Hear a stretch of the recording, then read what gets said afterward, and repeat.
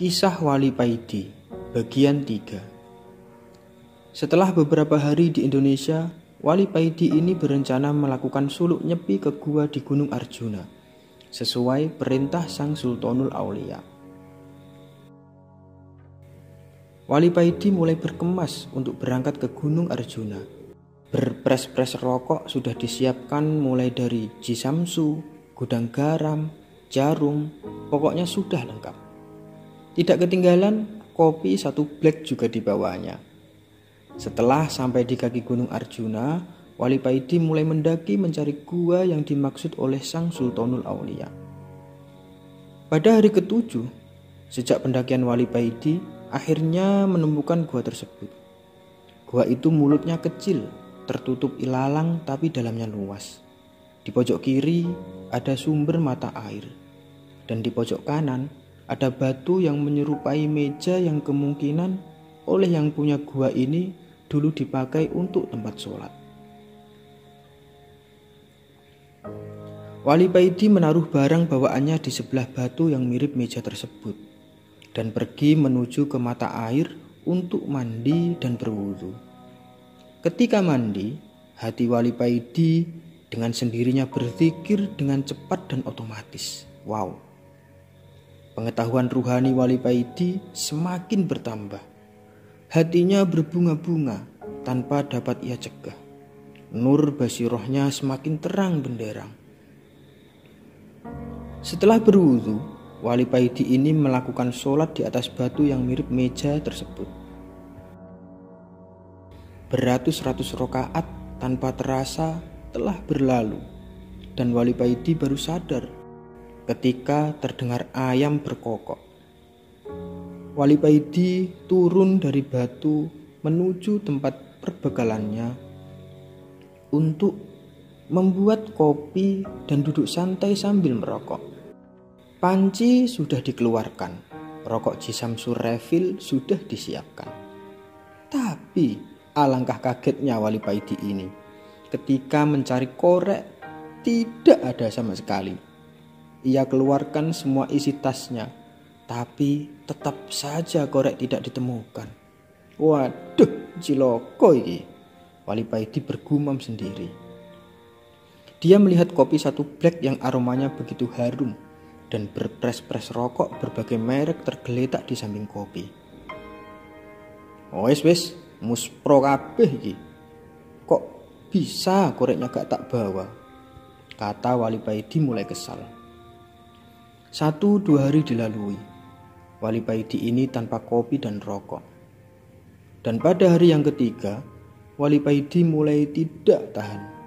Hatinya semeblak ketika melihat kopi dan rokok yang terkulai tak berguna. Wali Paidi kemudian mulai membaca hizib. Semua hizib ia kerahkan, dan setelah membaca asfa 3 kali, Wali Paidi ini mengusap telapak tangannya pada matanya. Dan apa yang terjadi? Biar seluruh alam jin dan makhluk halus lainnya tampak sangat jelas. Terlihat pada diri Wali Paidi segerombolan jin di luar gua sebelah kiri, kira-kira 10 meter dari mulut gua. Wali Paidi mendatangi bangsa jin yang terdekat dengan gua tersebut. Gerombolan jin yang melihat Wali Paidi datang tampak ketakutan. Ada yang punya korek api? Tanya Wali Paidi kepada bangsa jin. Kami tidak punya, jawab mereka. Wali Paidi langsung mengobrak-ngabrik tempat para jin tersebut. Para jin lari tunggang langgang dan banyak sekali yang terluka.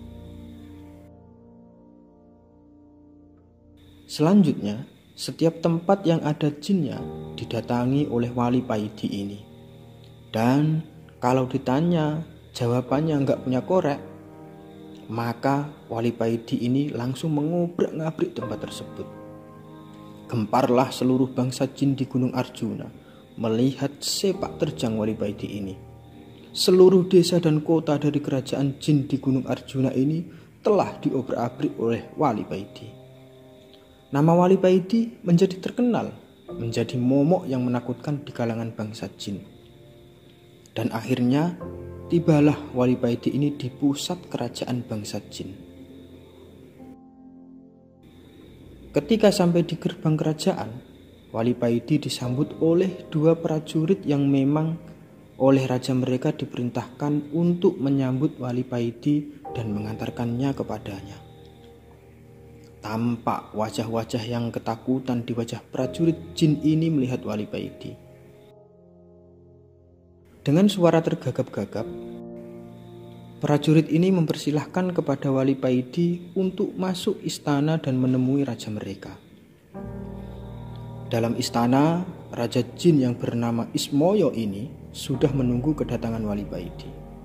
Setelah Wali Paidi masuk, Raja Ismoyo ini langsung turun dari singgasananya menyambut langsung Wali Paidi dan mempersilahkan Wali Paidi untuk duduk di sampingnya. Dengan agak takut, Raja Ismoyo ini bertanya,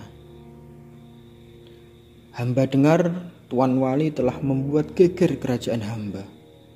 Tuan telah mengobrak-ngabrik seluruh wilayah kerajaan tanpa ada yang sanggup melawan Tuan. Apakah gerangan yang Tuan cari sehingga Tuan murka begini? Mungkin hamba bisa membantu." Kemudian Wali Paidi menjawab, "Aku mencari korek. Apakah ada yang punya?" Seluruh prajurit tegang menunggu jawaban raja mereka. Senjata, pedang, dan tombak sudah mereka pegang dengan erat, bersiap-siap kalau ada hal-hal yang tidak diinginkan. Bersambung.